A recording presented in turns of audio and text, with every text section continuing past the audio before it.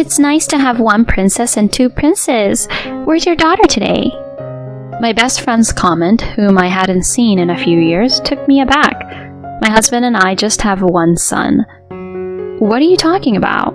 We only have Tom. She looked puzzled. That's weird. I could have sworn I saw your husband with a little girl the other day. I shot a questioning look at my husband, who quickly defended himself. She must have seen someone else, not me. But something about his reaction seemed off. Turns out he had a huge secret. My name's Julie, I'm 29, and most of my time is spent as a stay-at-home mom. It's just Billy, our son Tom, and me. Billy works a typical 9-to-5 job, and we tied the knot about 3 years ago. Busy as life can be, I love watching Tom grow up. I've even picked up sewing as a hobby, making cute outfits for him. We're blessed with a supportive group of family and friends. For the most part, life had been predictable. However, doubts about Billy started creeping in, casting shadows on our happiness. We met in college and became close at a club gathering where I'd had a bit too much to drink, and he took care of me. I felt bad for putting him in that spot, but when I tried to apologize, he brushed it off with a kind smile. His caring nature drew me in, and not long after, we became a couple. From college to the working world, our relationship was strong and steady. He eventually popped the question, and we happily said our I do's. Before we married, he expressed his wish for me to be a stay-at-home mom. I grew up pretty lonely with both parents working. I don't want that for our kid. I was on board, so I left my job and embraced homemaking.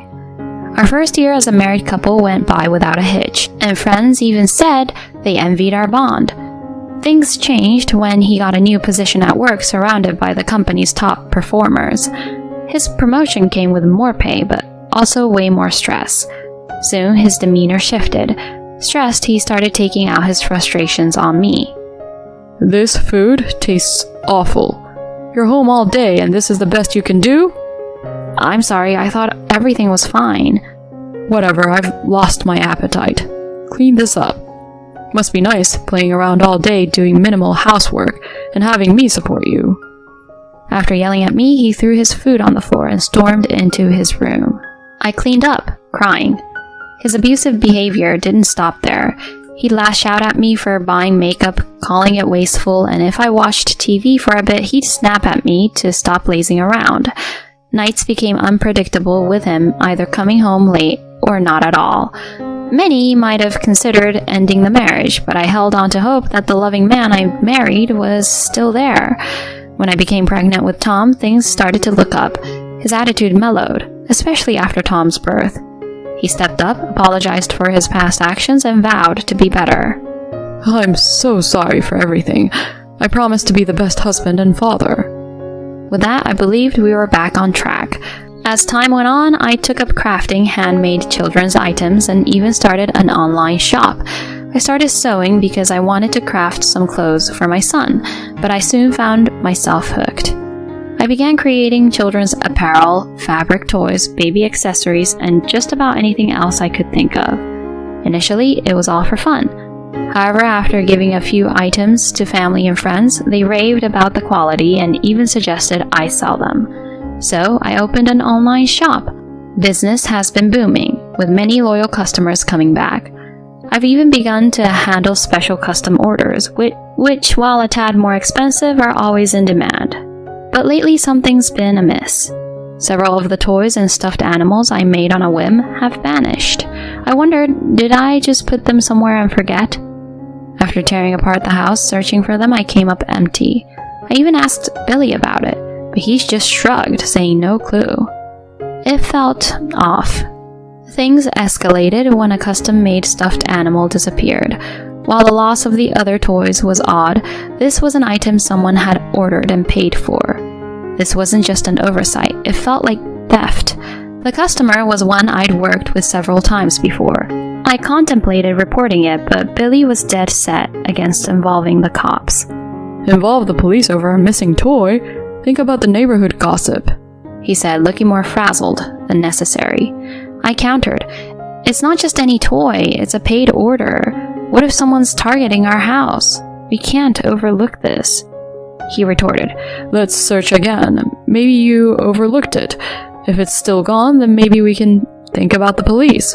I'll help." We went back and forth, but in the end I decided to wait a few more days before making a report.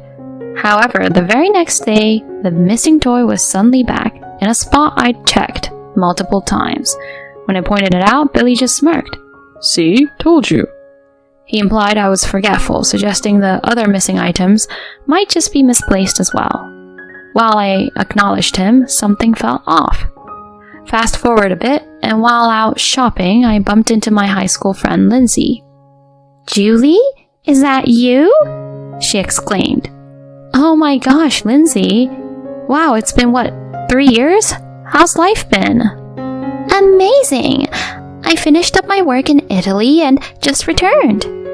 She'd moved to Italy short after attending our wedding, so this was a mini reunion of sorts. As we chatted, Tom grew restless. I was about to wrap up when she threw me for a loop. "Where's your daughter today? It's nice to have one princess and two princes." I was baffled. Billy and I only have Tom.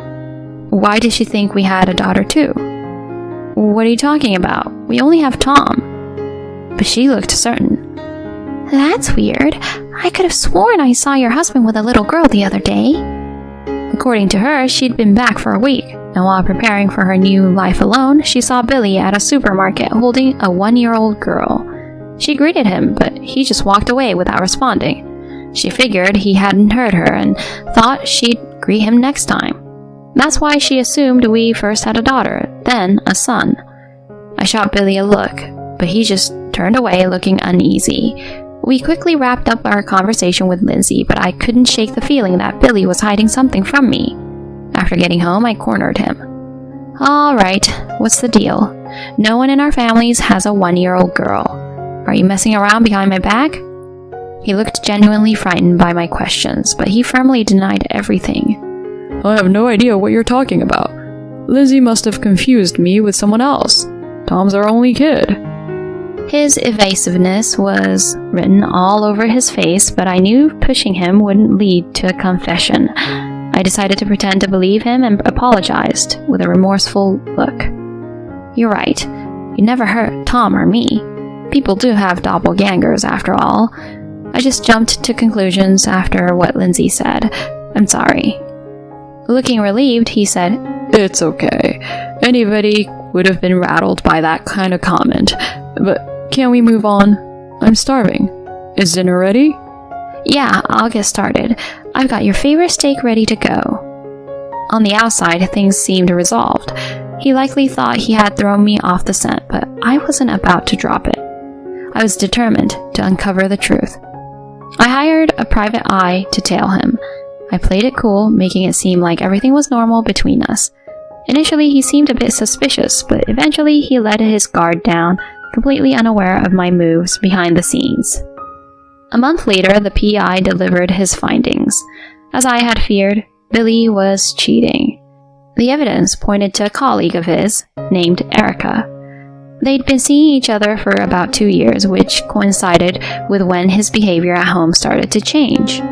The twist was, Erica believed she was the main woman in his life, and thought they were married. Photos of her showed a young girl, probably her daughter. In one of the pics, the little girl was holding one of my handmade items that had mysteriously disappeared. Billy had likely swiped it and given it to them. I was livid.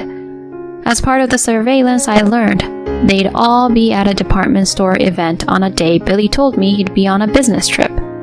I left Tom with my folks and staked out the location. Before long, there they were, Billy, Erica, and the little girl, acting like a picture-perfect family. I walked up and said, "Looks like a fun day out. Mind if I join?" Erica looked puzzled, but Billy went ghost white. "What are you doing here?" he stammered. Erica, taken aback by his reaction, queried, Who are you?" Keeping my cool, I answered, "I'm Julie, and Billy, the man you're with, is my husband." She gasped. "Your husband?" Clearly shaken, we agreed to continue our conversation at my place. Once there, we compared notes. I showed her our wedding photos and marriage certificate. Faced with the undeniable evidence, she went pale. Billy, for his part, couldn't even meet our eyes. After everything came to light, Erica shared that she started seeing Billy around 2 years ago. When she became pregnant, she proposed marriage. They completed the marriage forms and she trusted him to turn them into City Hall. Turns out he never did, so they weren't technically married. As for the handmade items I recognized, Billy had given those to her as gifts. Finally, Billy, looking defeated, fessed up. The stress from work got to me. I planned to end things with Erica, but then she got pregnant. We work at the same place, so walking away wasn't simple. That's why I lied about us being married. He was clearly shaken, but I couldn't muster any sympathy. My anger flared, and I could see Erica felt similarly.